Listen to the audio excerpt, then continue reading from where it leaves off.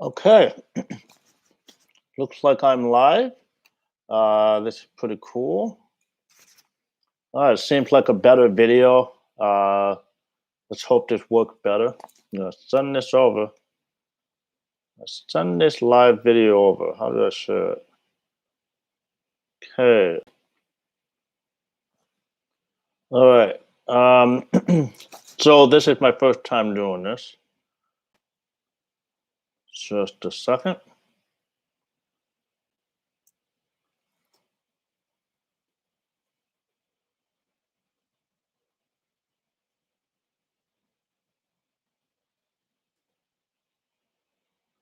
Okay.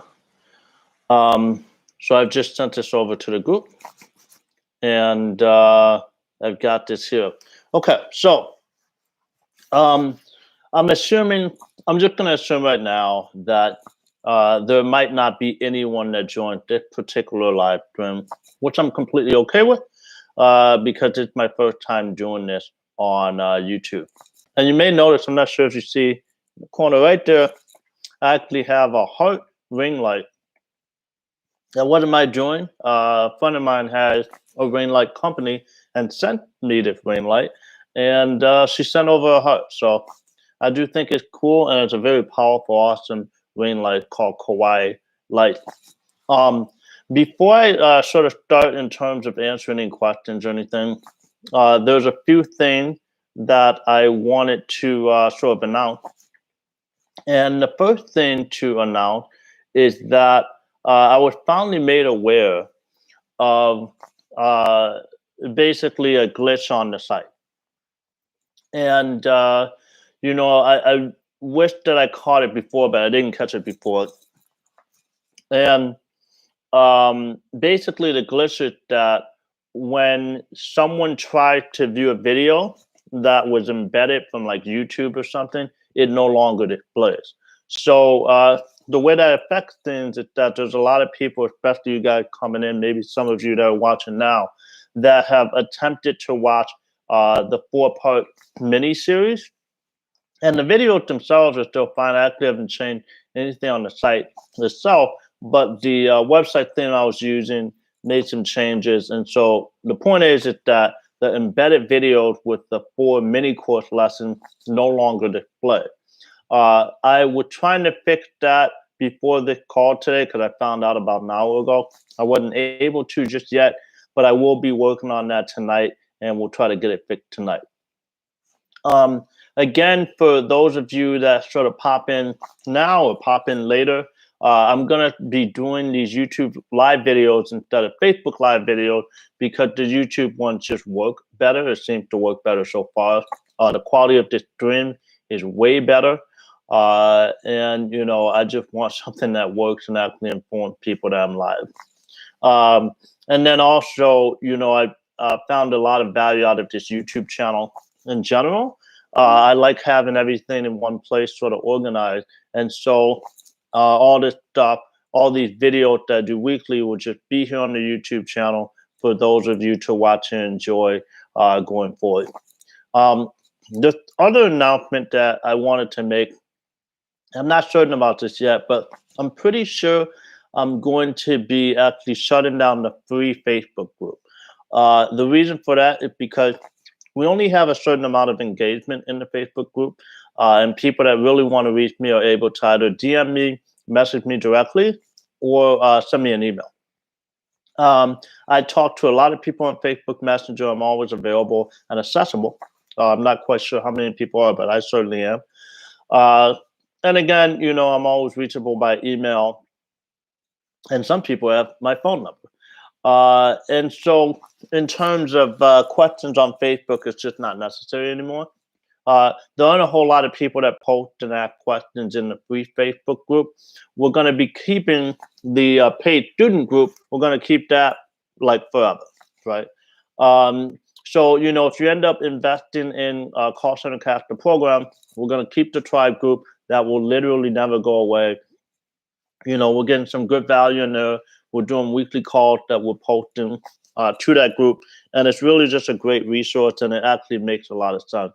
But in terms of the free Facebook group, the only reason it's there and makes any sense whatsoever, it's for the weekly call. So now that I'm doing them officially here on YouTube Live, we're just going to stick with YouTube. So, I'm not 100%, but I'm probably like 80%. We're going to be shutting down the group. I'll probably keep it up through July or something, but there'll be some announcements about that within the group itself. Okay. So yeah, those are the two things. If you're just hopping in, the first thing, of course, is that there's a glitch on the site. Embedded videos are not displaying, and I will be fixing that. I'm not quite sure how yet, but I will fix it. And then two, I might shut down the group eventually. But again, we're going to keep putting out content. In fact, it'll be easier for me to put out more content knowing it's going to go to one place instead of other places, whereas I'm not sure on the engagement and such.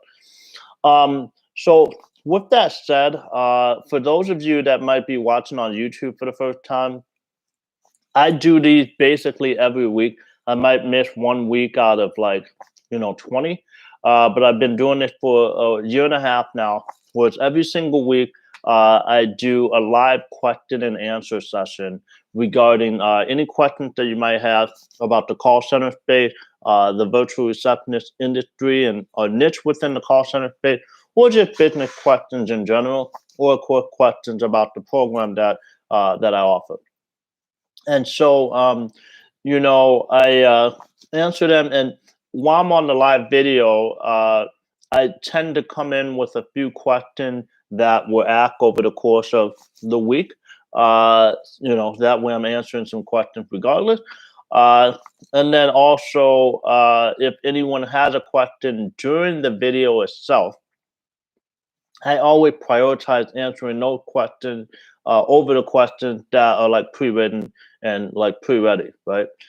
So if any of you have any questions during the course of the call, feel free to ask.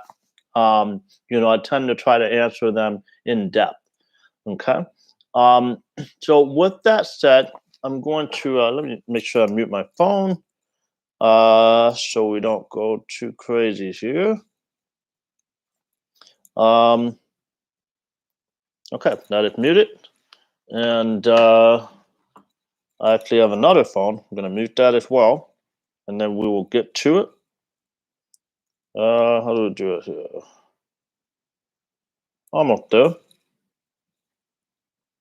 Okay, now both phones are mute. Okay, so a few questions that came in over the course of the week. And again, if you have any questions, feel free to just ask.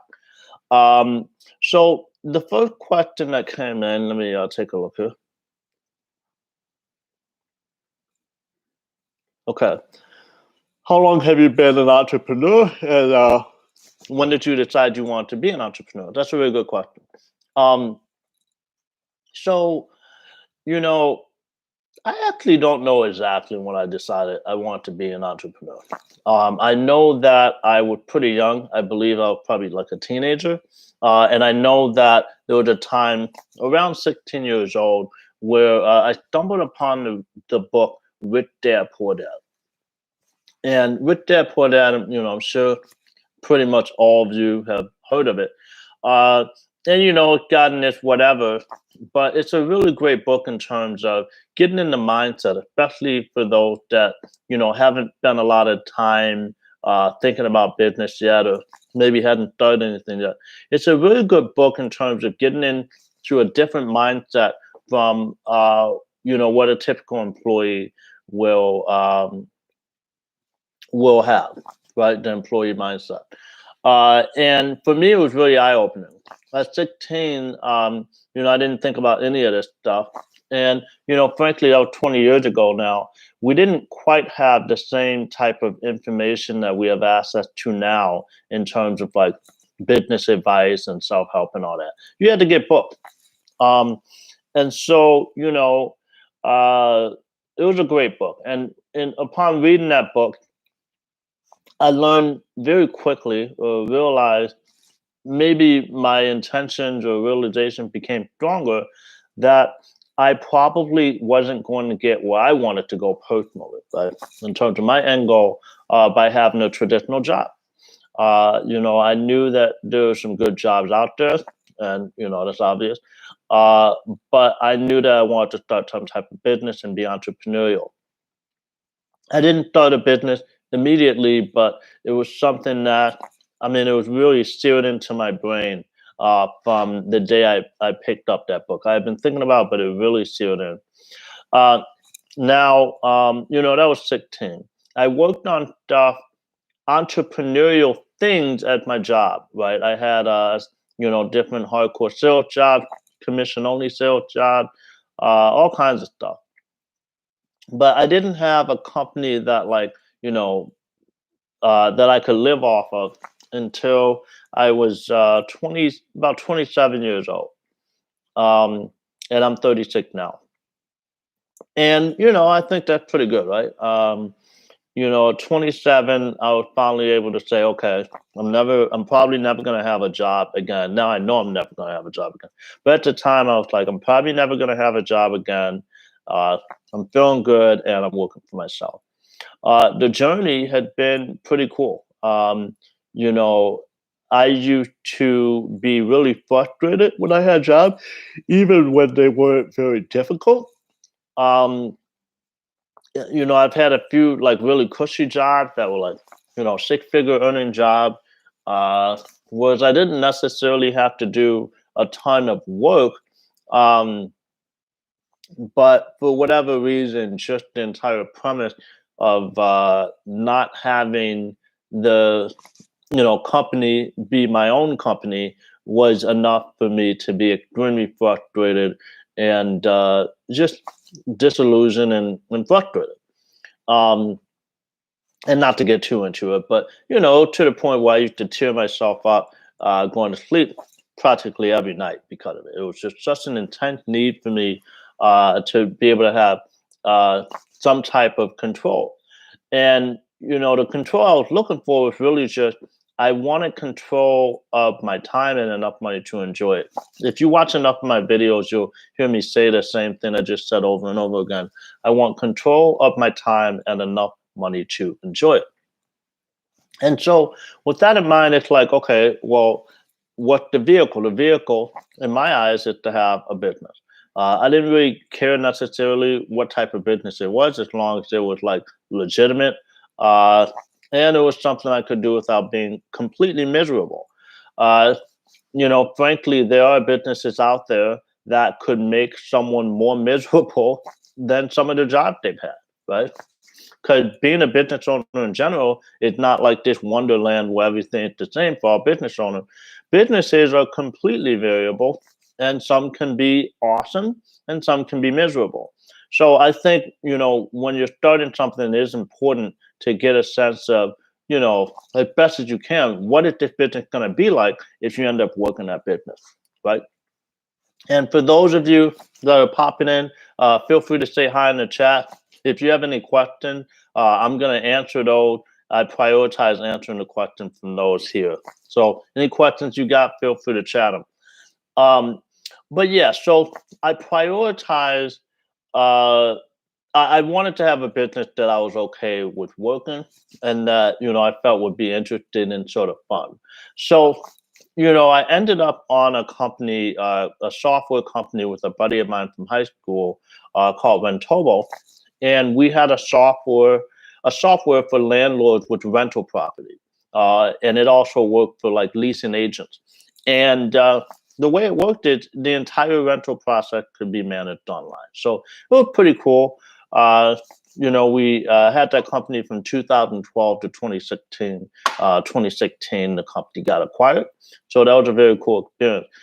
During 2012 to 2016, after the first like 18 months or so working on Rentobo, I had time to work on other stuff. So I started a cleaning company, and I started some other stuff. But the cleaning company was the company that sort of led directly to the virtual receptionist company, which is why I'm here today talking to you guys. So the virtual receptionist company, it came out of a direct need.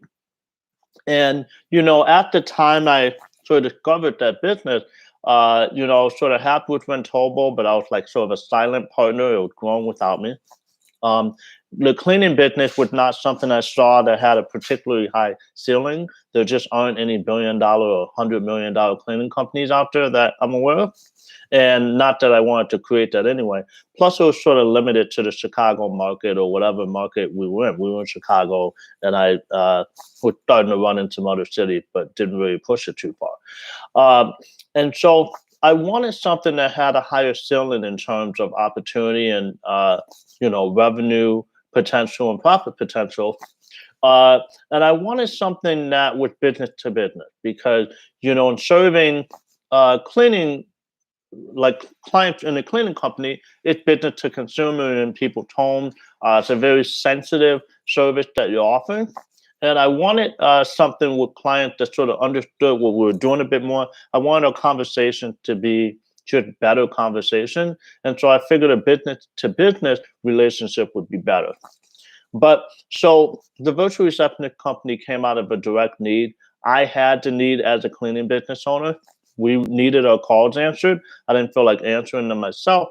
And so we looked into some options and I was like, man, there's an opportunity here. Maybe we should start our own. So we started our own answering company, starting off with cleaning company.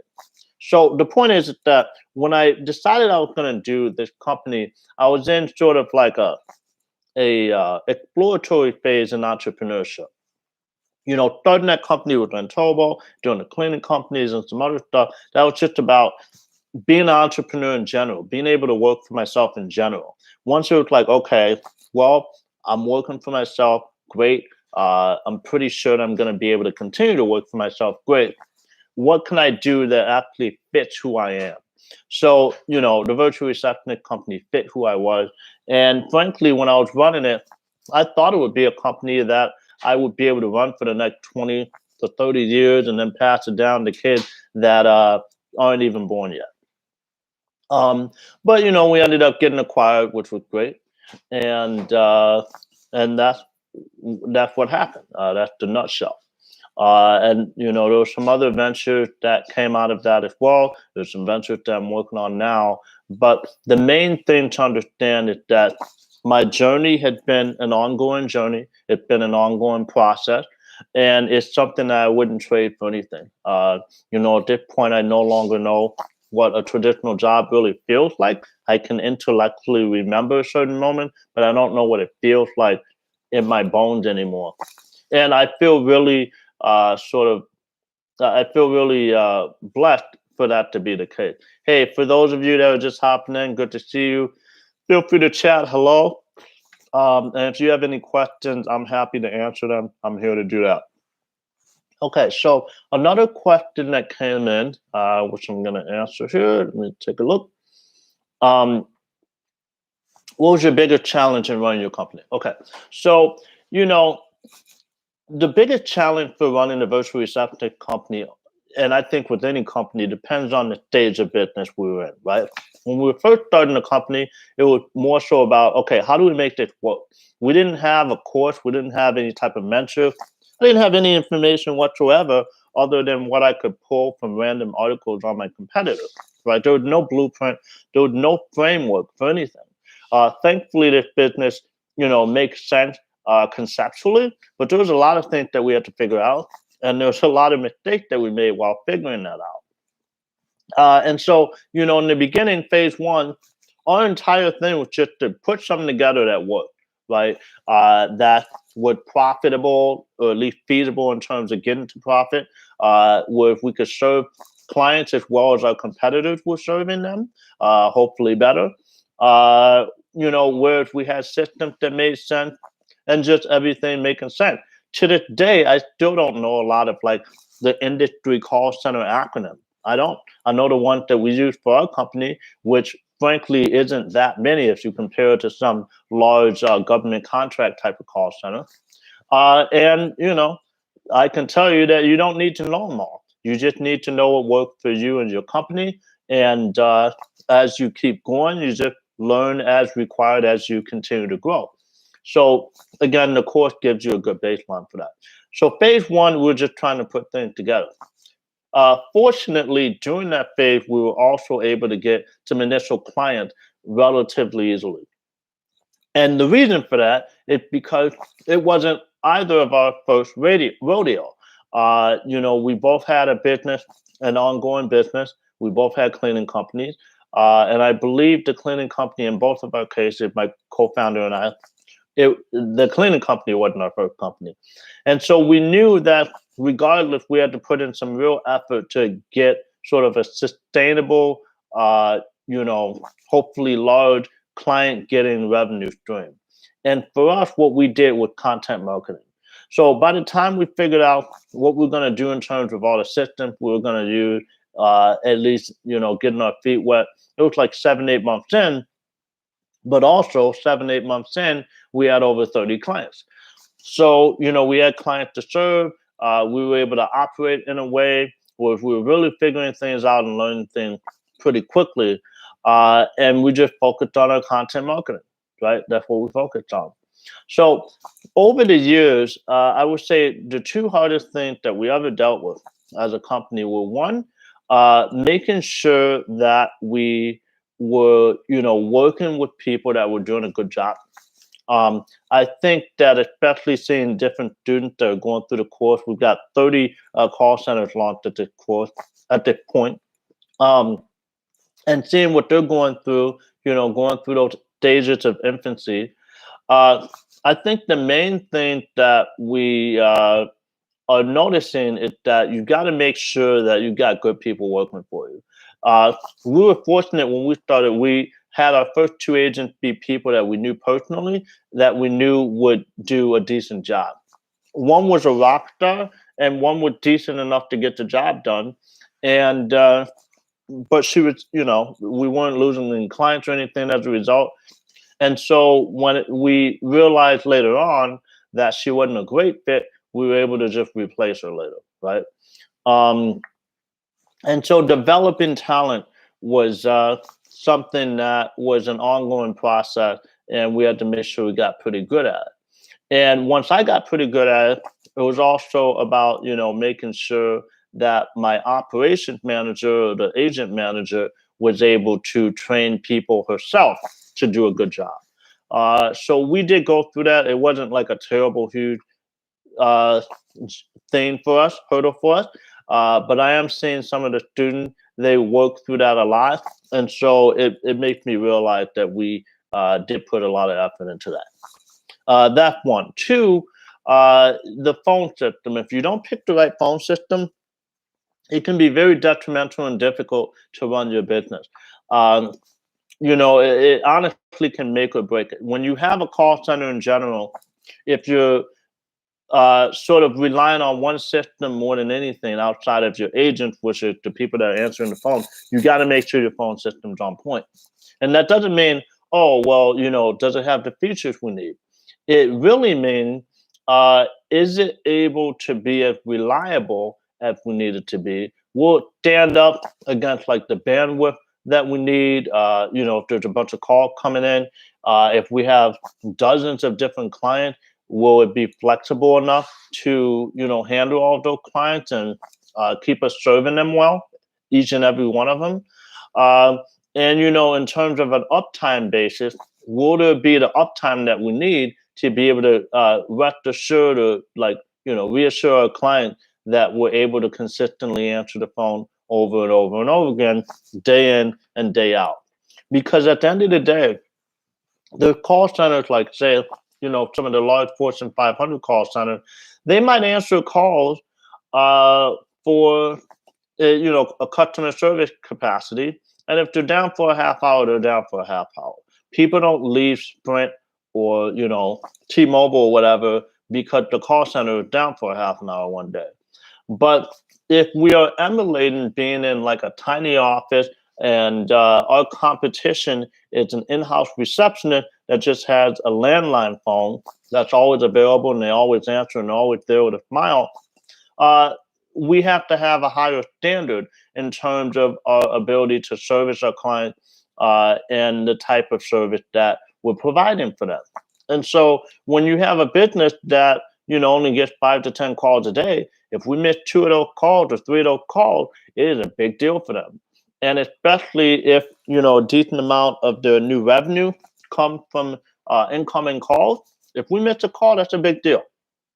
And so, it's not a big deal to have the people in bandwidth to answer the phone, but it becomes a big deal very quickly if you don't, right? And so it's a technically easy problem to solve, but it's the biggest problem in the world if you haven't solved it. And what that means is that you have to have the right phone system, and that is a lot more difficult than it sounds. I recommend the ones that you should be using that will, have you serving your clients well in the course. Okay, another question that came in.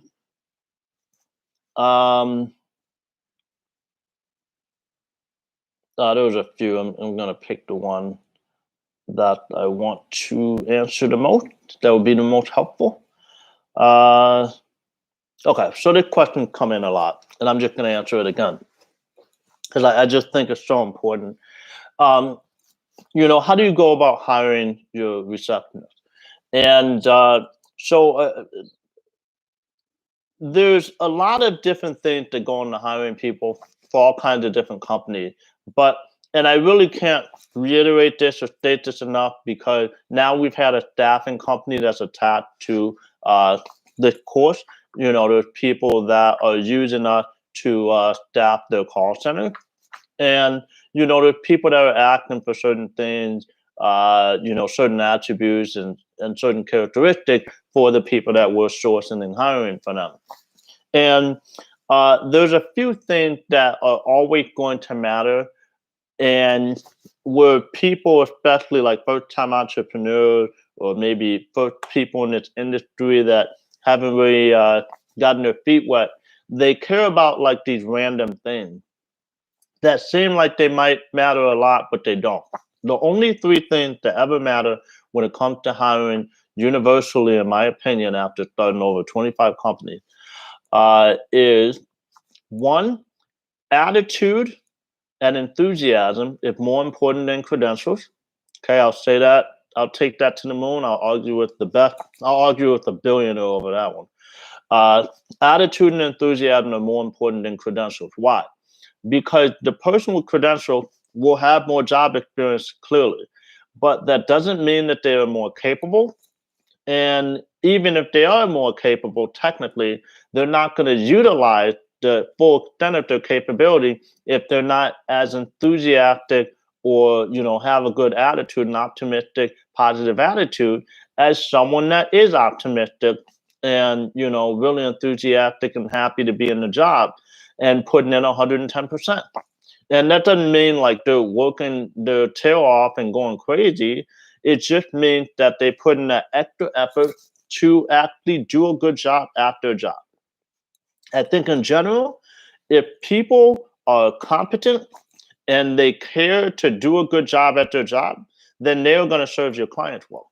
Where I think most of us have stories of people that are very competent or could be competent or very capable, but for whatever reason, they're not doing a good job at their job because either they don't care or they're too pessimistic or whatever the case might be.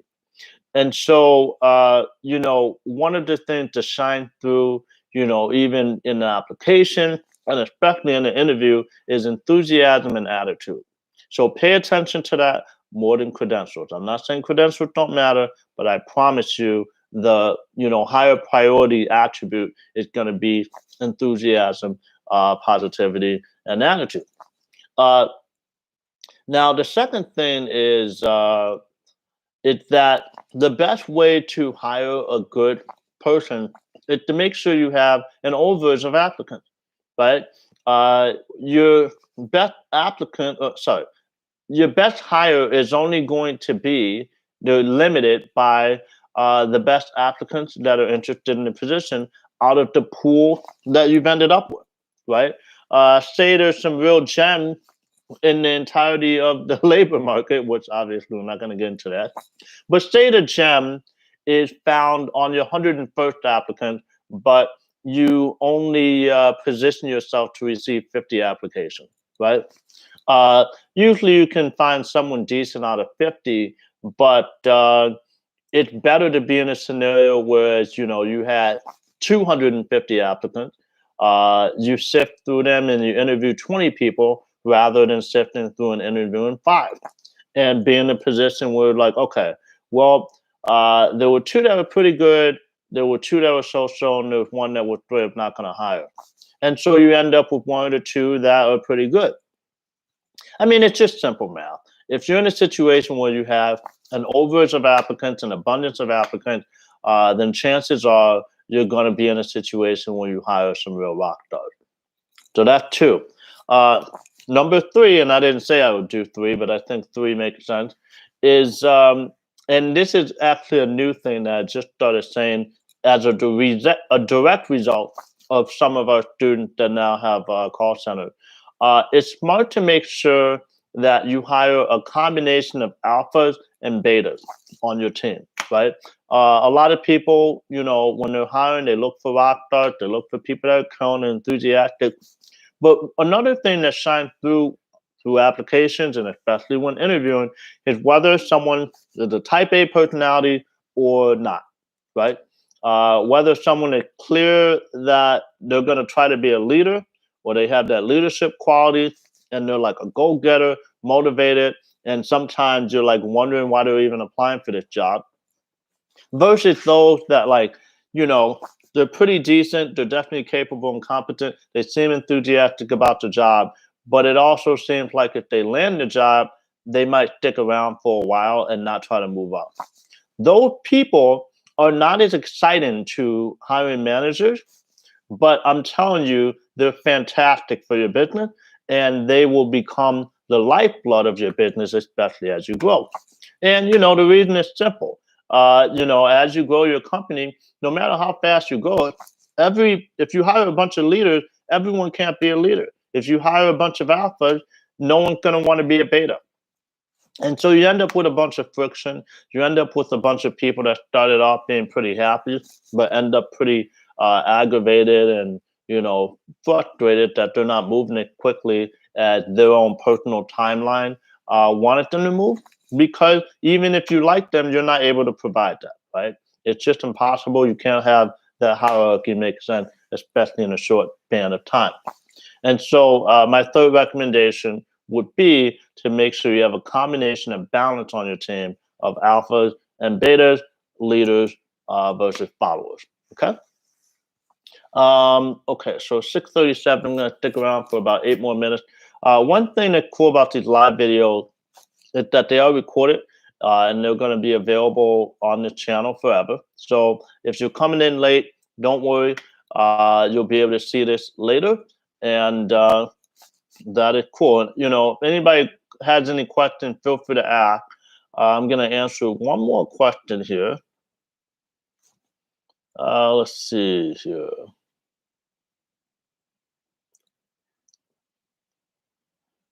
Oh, yeah. So, again, I'm not sure if I'm going to keep the free group open. Probably going to shut the free group down. But this YouTube channel will be here. I'll always be accessible, and we're always going to keep the paid student group available and open. And again, the reason for that is because the engagement's only a certain amount in the Facebook group, and I think I sort of polled the people that are students and sort of asked them what their thoughts were. And the reality is that most of the people that became students, it wasn't because of the Facebook group, it was because of the YouTube channel, the content and that type of stuff. So, I think, it's a matter of prioritizing and making sure that I'm able to serve people better because, we're just doing things in a way that makes more sense. Okay. Any other questions, feel free to chat them. Happy to answer. Okay. Why did you sell the company? Okay. So the reason I sold the company was I wasn't actually intending on selling the company. Ended up with an unsolicited offer. Again, as I said earlier in the call, when I started the company, especially after a year or so, I thought that I would be, running Vicky Virtual for like several years, like 20, 30 years. I thought it was going to be like my life legacy company. It's a great company for me, and it's an industry that's going to be around, I believe, for several decades. It's still growing right now. There's a lot of exciting things happening in space. And frankly, businesses aren't going to suddenly not need their calls answered anymore. People still care about that. Uh, and arguably, people are starting to care about it more now than they did a few years ago, because it's sort of hard to get the quick answers that you need sometimes when you're looking at a knowledge base or live chat or something. So people do like to call, and so as long as businesses need their phones answered, you're going to be in a good spot. And so I wasn't looking to sell the company. But there was a guy who was actually the very first client of Vicky Virtual when I first launched.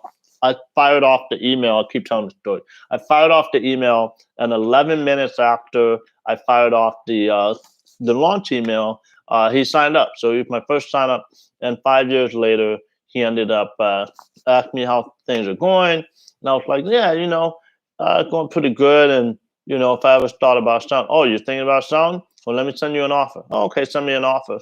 And he sent me an offer that was about 10% higher than I thought it would have sold for at the time. And I countered 20% higher than that. And he said yes. So that's why I sold the company. It's also nice to sort of have another win under the belt and be able to sort of focus on other stuff. But the reality is that if I didn't sell the company, I'd be happy running it right now.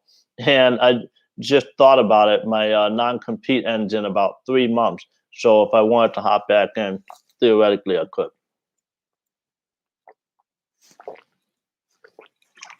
All right. Okay. Any other questions? I know there's a few people watching now. Feel free to chat any questions you've got. I'm happy to answer them. I'm going to be here for about 5 more minutes. Let's see. There was one other question that came in that I sort of had pre-written going into this. And that is, how do you feel about having a partner when you start a company? So, a lot of times, a lot of things that I've started, I have some type of partner. So the course, of course, does not have a partner because it's just me. But my staffing company that started as a result of this, I have a partner. Excuse me. I have a partner. If I run through all the companies that I got to at least 6 figures in revenue, if not 7 figures, I believe all of them I had some type of partner when I started outside of this course, which is now past 6 figures. Yeah, all of them I had some type of partner. And so I would say the pros and cons of having a partner is that the biggest pro for me is that you get an additional perspective, right? With Vicky Virtual, I had a partner for the first year and a half, and I bought him out. And at that point, I didn't need a perspective anymore because I had different agents that I could get feedback from. And then pretty quickly after that, I had an operations manager I could get feedback from that was very invested in the success of the company. But it's great to have someone that's invested in the success of the company to give you feedback so that they can sort of cover your blind spots, right? You might have some stuff that you feel good about, and then maybe you'll try to ask your friends, but your friends aren't personally invested in your company. They're not personally invested in the success, whereas it's a consequence for them if there's any level of failure, right? So you need someone where there's something on the line for them. And this isn't a requirement, but I say it's a benefit. If there's someone that has something on the line for them, if the company fails or succeeds, and they offer a perspective, then that's good. It covers some of your blind spots. That's a huge pro. Another pro is that, frankly, it helps in terms of the amount of workloads you might deal with, right? If there's certain things that you don't like to do that your partner might like to do, like I actually don't like marketing that much. My partner enjoyed marketing. He enjoyed writing, content marketing pieces. And so it worked out very well for us because he was happy to do it and I was happy to focus on the stuff that he didn't like, right? If I had to do it all, then I would have been slightly more frustrated as I inevitably got it all done. Maybe it wouldn't have been done as well, right? Because it's not like my forte or the thing that I'm the best at, or maybe it's not the thing that I'm most enthusiastic about. So that's another pro to having a partner. Uh, a third pro is that you can combine resources, right? Uh, if you have 5 grand and a partner has 5 grand, now you got 10 grand to work with in terms of starting a company. And frankly, the more money a company has, it doesn't matter what the industry is. The more money a company has, the better chance it has of succeeding if the money is spent well. Uh, so you can combine resources. That can be financial. That can be time. That can be in terms of the skills that you have between the two of you or three of you or whatever. It's important. Now, cons. There's a decent amount of cons when it comes to having partners, and I think that when you go into a partnership for a business that you intend on running for a long time, you have to treat it a bit like a marriage. Frankly, you're putting your life in the hands of someone else, and they're putting a portion of their life in your hand. And again, you have to work together. You're going to have some tough conversation. You need to work through them because it all falls on the two or three or whoever of you. uh, and if you can't figure it out, then the business isn't going to move forward, right? The project or the venture is not going to move forward. And you're both going to be financially invested in how things go, which can be very like emotional, right? Some of those conversations, especially on some of the larger decisions that can have impact in the hundreds of thousands, maybe millions of dollars, those are serious conversations. And so if you're not in a partnership with someone that you're able to have hard-hitting, difficult, frustrating conversations with, and still retain a level of respect, and still be able to work together the next day and not hold grudges and stuff, if you're not able to do that, then it's not a good partner. And obviously it's the same thing when it comes to marriage. So I think there's a lot of similarities. I think that there's a lot of people that jump directly into businesses because it's like, oh, this person's good at this. I'm good at this. Let's hop in. You have to consider a lot more than that. There are other people in the world that have the skills that you need that might be easier to work with. And, if there's no one that you can work with, then consider just learning the skills yourself. Because, at the end of the day, if you're really feeling good about the venture and you want to make it work, and you've got the hustle and motivation, then if it's just you, there's no one that's going to be in your way, right? Um, you might lose the perspective, but if you push hard enough, you can get the mentorship, you can get questions answered. So I think there's a lot of pros and cons when it comes to partnership. And but because especially because I usually do multiple ventures at a time, I think it's good to have partners. That way I'm not working 100 hours a week in order to get multiple things off the ground. Okay, so it's now 6:47. I've been on for almost 45 minutes. I'm enjoying how well this live stream has been working. I'm not sure if anybody had chatted, but it's at least good to see that there's people on here. Um, I can see that there's 3 people watching right now. So that's fantastic. For those of you that are watching, again, this is going to be available as sort of a replay on the channel forever. And I'm going to start doing these every single week on YouTube. For the foreseeable future, I'm going to put the link for these things directly in the Facebook group before I do the live video, so that you can sort of plan around it a little bit and make sure that you're there. And other than that, if there aren't any final questions or anything, I appreciate you all. Thank you for being on here. I think with YouTube Live, you have to edit a bit, and it probably processes and then post, but this will be up within an hour. And if you have any questions, feel free to comment here. Feel free to ask any questions in the Facebook group, because that's still up right now. Feel free to chat me on Facebook if you can find me. It's not that difficult. Just DM me directly, or feel free to send an email. You can send it to consulting@callcenterclass.com, callcenterclass.com. So there's a bunch of different ways to reach me, and I'm all ears. I'm here to help, and thank you for watching again. And I'll see you guys next week.